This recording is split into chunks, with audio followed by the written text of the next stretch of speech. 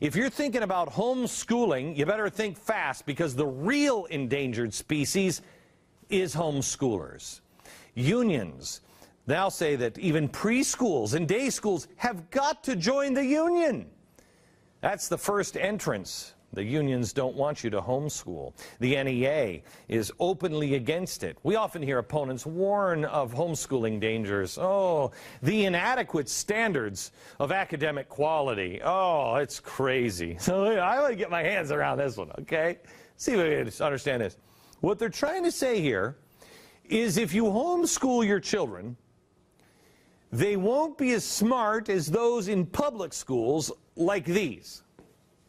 Can you name one Democratic candidate for the 2012 presidential campaign? No. Nope. You can't do that one either. In what war did the U.S. gain its independence? I don't know. The British War. The Civil War? That one. That one. That one. That one. Sounds so much better when I can't hear him because I have these on my ears.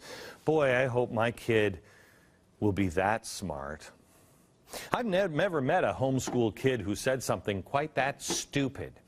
But that's only danger number one. Danger number two, of course, lack of socialization with peers of different ethnic and religious backgrounds.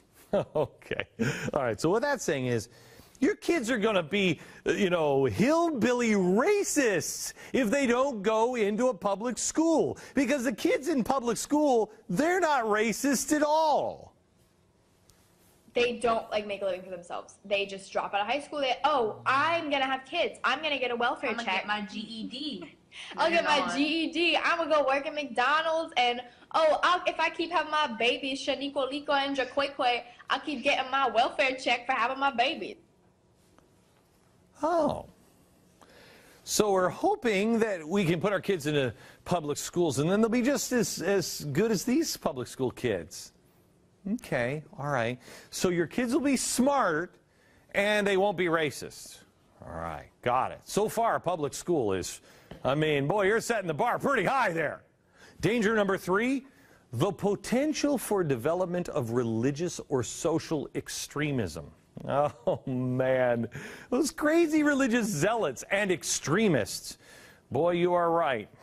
Kids in public school, they are just so totally normal, and there's nothing extreme that's going on in public schools at all. And the last two dangers here, potential for development of parallel societies that don't fit into the standards of citizenship or the standards of community. So wait a minute. There might be a secondary society that wouldn't be like the current standard of the community. I personally think that's a reason to teach my kids at home. I don't want them fitting into the standard of this society. This one? No, thank you.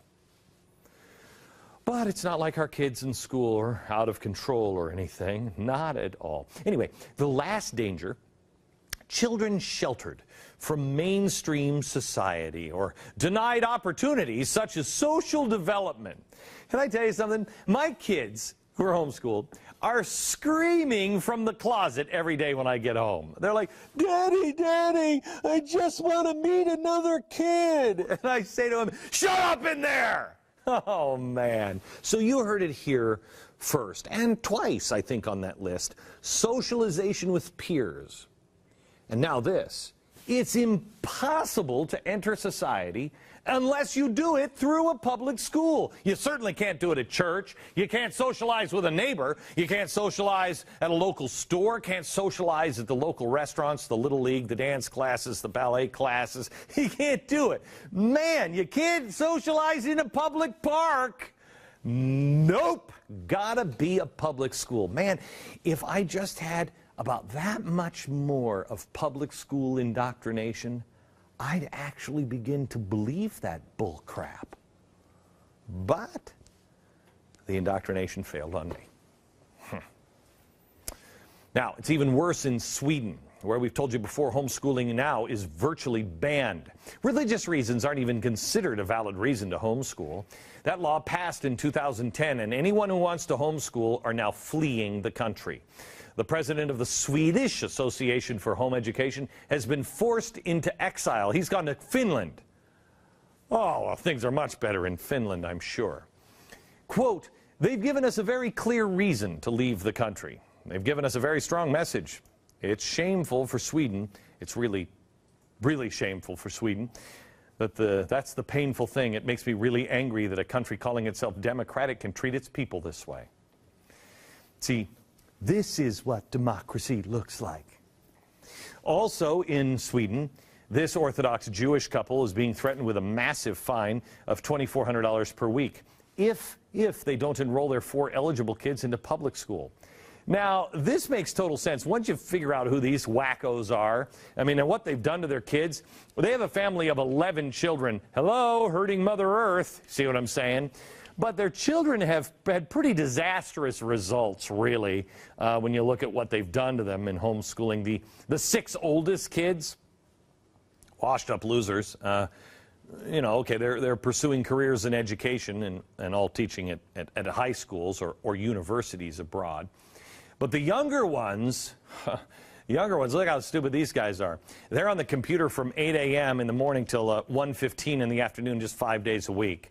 They learn to master a full schedule of Judaic studies, including proficiency in Hebrew, and then afternoons it's English and Swedish and mathematics and geography and science and music and art and gymnastics. And all the children speak English, Swedish, and Yiddish fluently. And they can read Hebrew by the age of 4 or 5. And their extracurricular activities include community work with regular visits to the elderly, helping out with Sunday Hebrew school classes for other Jewish children taught by their parents, and other educational activities.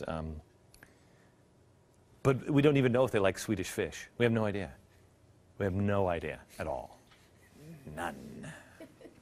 Now, I'm sure the Swedish school system could do better than this dad, right? Right? I don't think so. There's one more story I want to share with you right here from home. 13-year-old girl writes an essay on Frederick Douglass. In the process, she takes teachers to task for what she says amounts to engaging in similar tactics that Frederick Douglass wrote about a long, long time ago. They're making slaves. What? What?